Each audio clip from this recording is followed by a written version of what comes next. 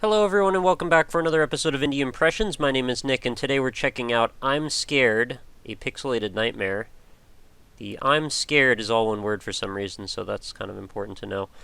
So before we can start this game, we have to go through this long series of very strange text. I read it all already because I was trying to test this to get the recording right, and it's very specific about needing me to extract the RAR file, which is like how you install things. So I'm not sure what exactly the problem is for people there.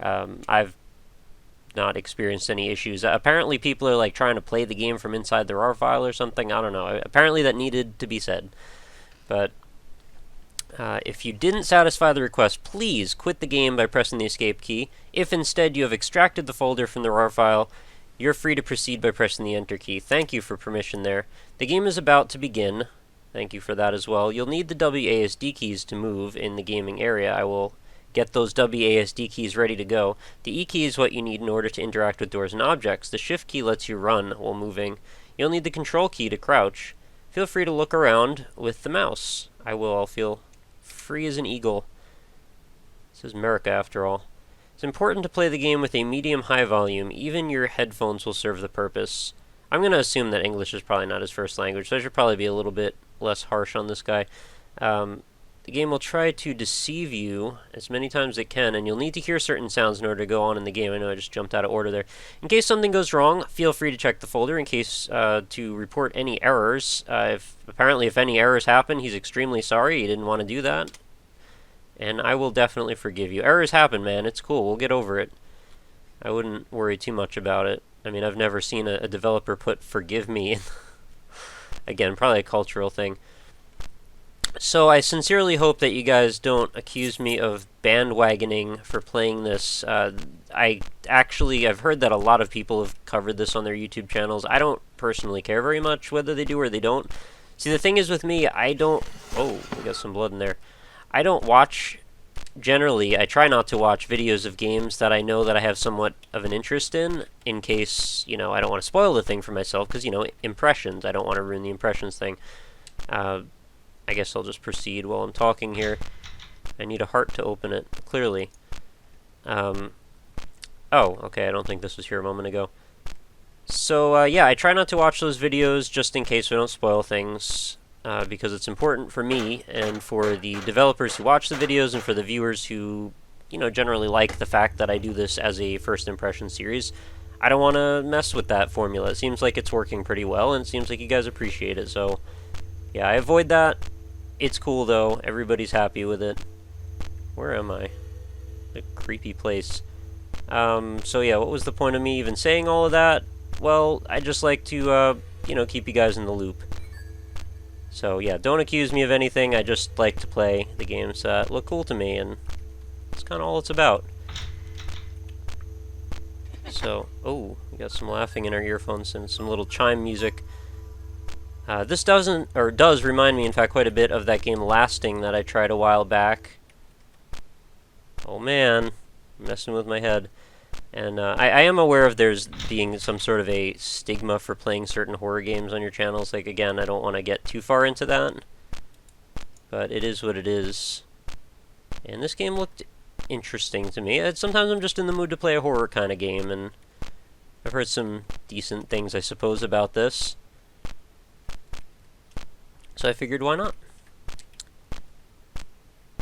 I don't know if it's a pixelated nightmare just yet, but it does definitely give you a bit of a vibe, and that crunchy texture that seems to be happening underfoot every step you make definitely aids in that.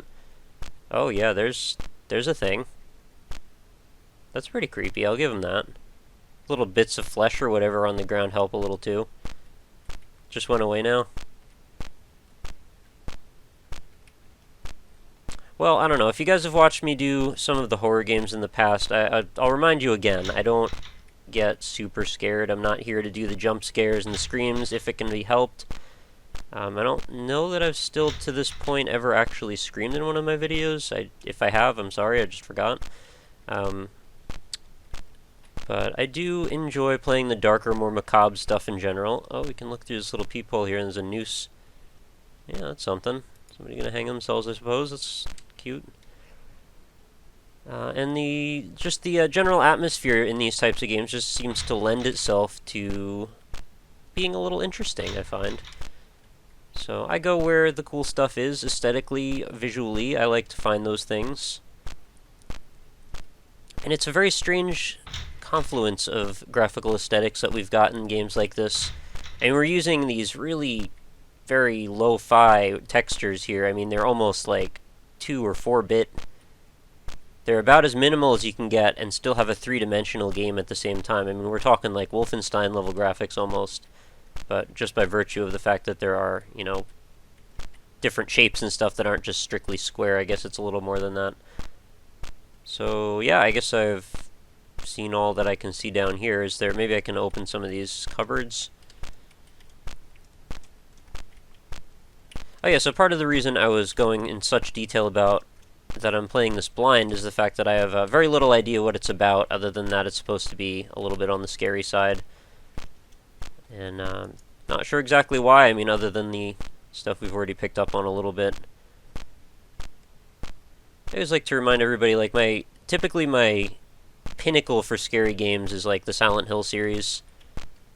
Something about the abstract macabre nature of those monsters and their crazy jittering heads and stuff, and the fact that you can't quite understand even what you're looking at most of the time, that kind of does it for me. And in games where you're looking at these two-dimensional pixelated horrors, like, sometimes that evokes a similar feeling to me as well. You're supposed to get up on this chair or something. No. Ah, there we go. Rusty key. Alright, let's see what we can open up now. So I guess there's a linear progression in this game. I was wondering if maybe it was going to be more the type that it would... Oh, there we go. Maybe it was like a randomly generated, procedurally generated game like Lasting was. It still may be. I don't know. Maybe these doors change order or something. What are you? Are you the heart? Pulsating. Oh, yeah. Alright, so what happened is I turned around, this thing attacked my face, and that basically killed the game, crashed it, and put me out on the desktop. Then, as they mentioned in the introduction, that long series of text strings, it said that, if there's an error, to please check the folders. So I'm guessing what happened is the developer intentionally put that in there so we would go and check out this folder and such, and we're getting a similar feeling now to what happened when we played The Fourth Wall, which is there's a bit of a metagame going on. And I haven't looked at these yet, so let's open up the text file first. There is a way to turn an entity into data. They have a life of their own and it is difficult to distinguish them from normal computer files. In our actions of every day, while we sit at the computer, this byte entity observes us and studies our every move and fear. The game is simple. Following the arrows is the key. If you get caught, you lose. A sound will predict its arrival. It is Whiteface. Okay. It is Whiteface. Apparently Whiteface is the natural enemy. Okay, so we've opened up the Hello JPEG. I'm going to guess... Oh, it's a PNG, rather. See, what I would have done if I was going to be crafty is I would have made this a GIF, and then I would have made, like, 400,000 frames of black, and then, like, scary face! But we're not in it for that, I suppose. So I don't know exactly what I'm supposed to leave with. I also noticed this is a 1 kilobyte file, so that's going to inform me a little bit about the chances of running into something scary in that file. It's pretty low. That's probably a 1 bit of data there, 1 kilobyte of data, and that's probably all there's going to be. So apparently this is a little black image. I don't know. Are we supposed to, like, enhance this or do something to it? Can we edit this image? Or are we supposed to find... Maybe there's this hidden... I don't know, I never use this for image processing, but just kind of curious. Like, anything here hidden? Nope. Looks like it's actually perhaps just black. Hello.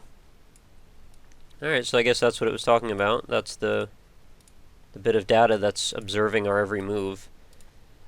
So yeah, I'm Scared, Pixelated Nightmare, more like Pixelated Recording Nightmare. I don't know. It seems like there's not that much going on here.